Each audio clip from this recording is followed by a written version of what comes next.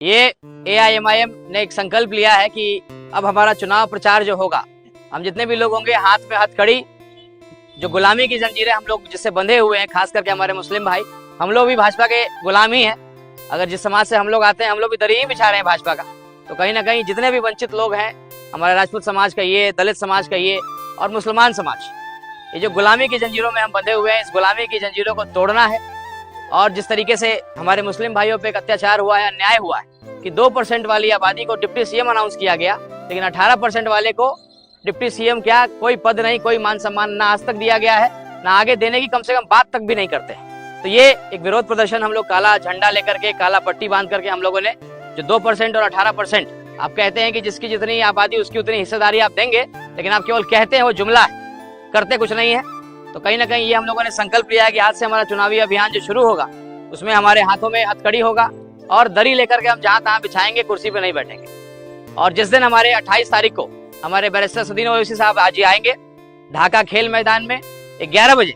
तो आप सब लोग के हाथ में हथकड़ी भी रहेगा, काला पट्टी भी रहेगा और दरी भी कुछ वहां पे उपस्थित रहेगा। उस दिन ओवैसी साहब जब आएंगे, उसी दिन हम लोग उस दरी को आग लगाएंगे, उस हथकड़ी को तोड़ेंगे, सब मिल करके एक दूसरे के हाथ की जो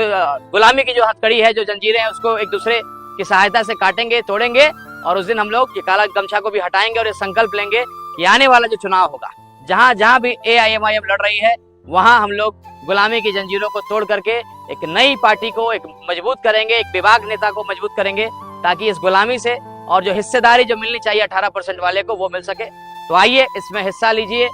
और बैरिस्टर सदीन ओवैसी साहब जो आपके लिए लड़ते हैं सदन में, उनके हौसले को बढ़ाइए और ढाका विधानसभा से एक उदाहरण स्थापित करिए कि पूरा देश,